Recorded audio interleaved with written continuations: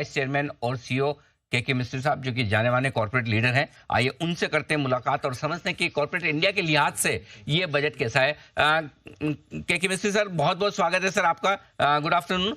बताएं सर, कैसा लगा बजट और खास तौर से कॉर्पोरेट इंडिया के लिहाज से आपको कैसा लगा? देखिए, मेरे लिए budget according to me budget अच्छा है। मार्केट में थोड़ा नीचक रिएक्शन हुआ है, but the knee jerk reaction is only because of capital gains tax. एक बार market digest what the budget provisions are and how it will benefit the economy, I'm sure the market will bounce back.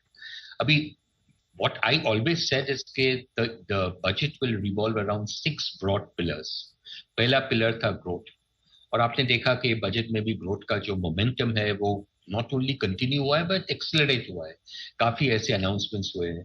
आपका जो infrastructure spending है, infrastructure spending जो 11 लाख के करीबन कुछ announce किया है, 3.4% of GDP, so that's a big amount. काफी बेनिफिट्स दी हुई है for variety of other infrastructure related items. फिर आप एम्प्लॉयमेंट जनरेशन देखते हैं। So there are many facets in the budget which encourage employment generation. काफी अनाउंसमेंट्स हुए हैं एम्प्लॉयमेंट जनरेशन और स्किलिंग के लिए, जो हमारे देश के लिए बहुत इंपॉर्टेंट है।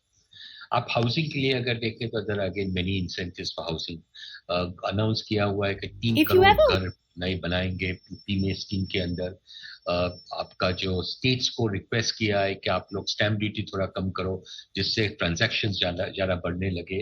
एंड दी सीएलएसएस स्कीम जो अभी अनाउंस डिटेल में नहीं हुई है, but I am sure that is under way, and sooner और लेटर कुछ ना कुछ सब्सिडी स्कीम डिटेल में अनाउंस होगी, which will also boost the housing sector. अगर आपने हाउसिंग और इंफ्रास्ट्रक्चर को जो बूस्ट किया, तो that will automatically create a number of jobs, and वो jobs will lead to income, income will lead to consumption, consumption will lead to more manufacturing, more growth, and therefore more jobs getting created. So जो multiplier effect economy में है, that will start taking. Third thing I said would be rural economy. Rural economy के लिए भी काफी steps लिए हुए हैं, एग्रीकल्चर के लिए काफी स्टेप्स लिए हुए हैं, मैन्युफैक्चरिंग के लिए काफी स्टेप्स हैव बीन टेकन, और कंजम्पशन के लिए भी काफी स्टेप्स लिए हुए हैं। You take deduction, standard deduction की इंक्रीज हुए। These are things which will put more money in the hands of people and lead to more consumption. और मेरे हिसाब से जो सबसे इंपॉर्टेंट है, इसके द फिस्कल डेफिसिट, जो फिस्कल डिसिप्लिन होनी चाहिए, that has been more than reinstated in the budget. जो 4.9% जो ये साल की फिस्कल डेफिसिट की टारगेट है, नेक्स्ट ईयर की जो 4.5% है, all this will lead to more financial consolidation, more fiscal consolidation, और उसके हिसाब से आपका जो इन्फ्लेशन है, that inflation would be kept under control. बिल्कुल ठीक बात है। तो ये सारे बड़ी बातें बजट की आती हुई दिखी है। जो कुछ भी सरकार का फोकस है, थोड़ा लोगों के हाथ में पैसा ज्यादा है, रूरल इकोनॉमी को भी बढ़ावा मिले और थोड़े से युवाओं के लिए रोजगार बने, एम्प्लॉयमेंट बढ़े। क्या सर आपको लगता है कि इससे इकोनॉमिक ग्रोथ थोड़ी सी बढ़ती हुई दिखेगी? जरा ये समझाएं। देखिए, मेरे हिसाब से तो इकोनॉमिक ग्रोथ बढ़ती रहेगी। आरबीआई की टारगेट 7.2% है। मेरे हिसाब से, इन माय पर्सनल व्यू, अभी तो इट्स टू अर्ली टू से, मॉनसून ये साल लुक गुड। तो जो 7.2% है, I think we will end the year with a higher than 7.2% growth in the economy.